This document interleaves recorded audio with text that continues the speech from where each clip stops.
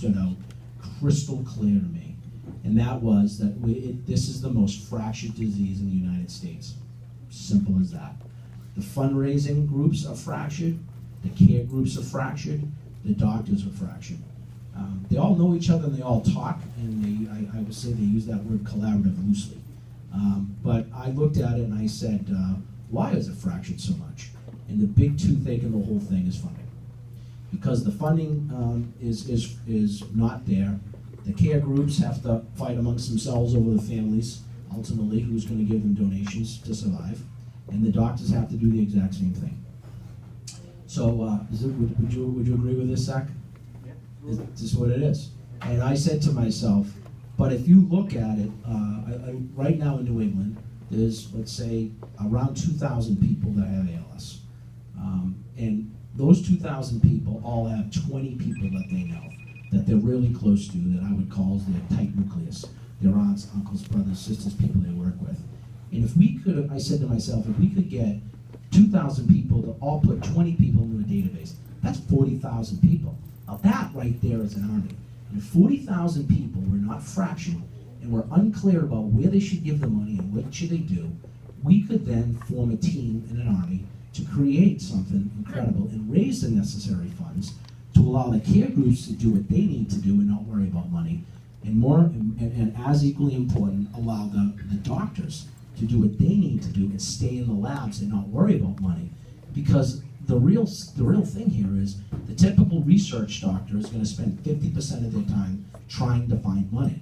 And it didn't take me long being in business my whole life to realize that that is the craziest, most dumbfounded thing I've seen in all my years in business. And that right there is the single biggest problem why we do not have a treatment and people die this horrific death. Because the family and friends and society of people that are somehow connected to this disease have not to come together as one team to say we're gonna do that little bit that we have to do in order to help raise the necessary funds to find a treatment for the disease. And that's where ALS Knights came from. It's a group that's open for anybody to join, and we've got almost 900 Knights have joined so far. And I made five simple things to become a Knight. One is you're dedicated until there's a cure. You're willing to be involved in one fundraiser a year. You display all ALS logos wherever possible, ALS Knights and One logos.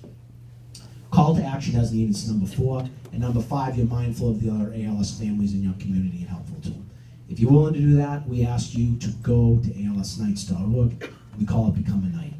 And this is a great example right here. So we had a great event that T&K put on, and we had a donor come out of that. He was so impressed with what happened and said I'd be willing to put $100,000 up to match donations in the month of December. So we put a call to action out to that 900 Knights, and we raised $71,000 in 10 days. And that right there shows exactly what the power of the team is.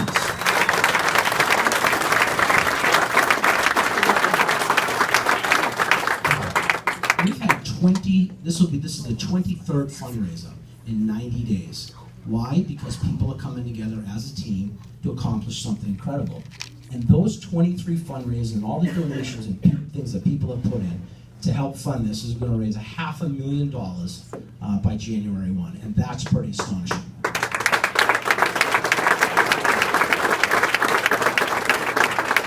So ALS One is the greatest doctors, I would say, in the world, if not the country, are right here in Boston.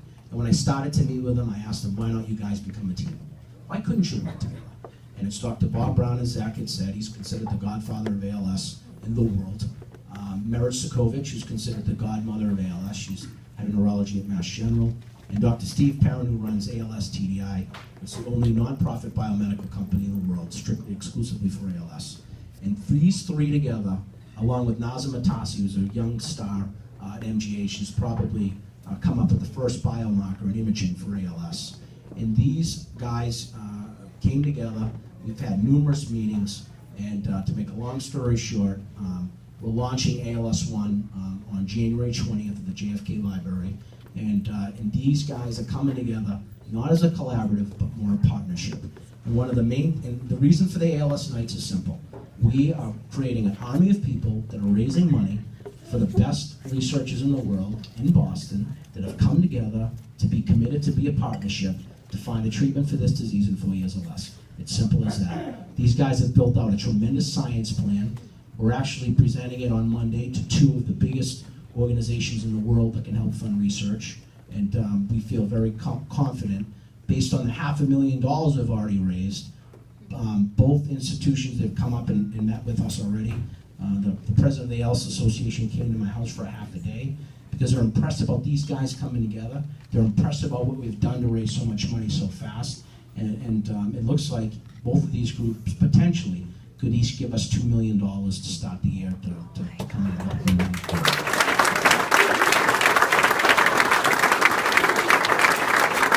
So I've seen these guys work together. I've seen them build this science plan. We're going to be, I think they're going to make some tremendous progress. I think they're going to get 2 drugs into clinical trial to people next year. I think we're going to solidify the first biomarker in ALS here. And let's face it, this is the medical Silicon Valley in the world, right here. Right here. If you're in medicine and you want to be in research and you want to be in drugs, you're in Cambridge, you're in Boston, this is it right here. We have the talent here, we have the people here, and with people like you guys to step up and help with events like this, all around the state and all around New England, as 2016 kicks off, we're going to have numerous events like this. We've got 30 or 40 already in the pipeline for next year, and many, many more to come. But as people like you come into 1 or 2 of these events a year, getting a raffle item, donating a little bit of money, and all of this is going to add up to some tremendous things and keep those guys in the labs so that people won't die this horrific death. And I'll end with this, okay? When I was a kid in 1979, it was the Iran hostage crisis. 52 people were held hostage, okay? This country was in an uproar. Nightline, a network news station, was created just to report on what was going on with the Iran crisis. We spent millions of dollars on covert operations. We were all tying yellow ribbons around oak trees. There was songs created all over the place because 52 Americans were held hostage. This disease holds hostage 1 person every 90 minutes, and they die a death that is so horrific you can't even imagine it, right? And we've allowed that to happen. This can't be. It's only because it's been underfunded. And I say, you know, and there's not 1 person in this room that hasn't been affected by cancer, by heart disease, by diabetes. Nobody, me included. But I say this to people, you know, if you give $100 away a year, $80 should go to those big diseases, but $20 should come to this disease. Because this disease, that $20 is worth $1,000, $2,000 to one of the biggest diseases. Because we have the team right here in Boston that is formed, and they will create something. And these guys, when you combine the power of UMass, the power of Mass General, and the power of TDI, together as a team, they're going to create some amazing things. And these guys will find a treatment if we can keep them in the lab and allow them to do what they need to do, and if we can help fund the care organizations around here to help the people and the families that are dying this horrific death. I thank you guys all so much for coming out tonight. Please.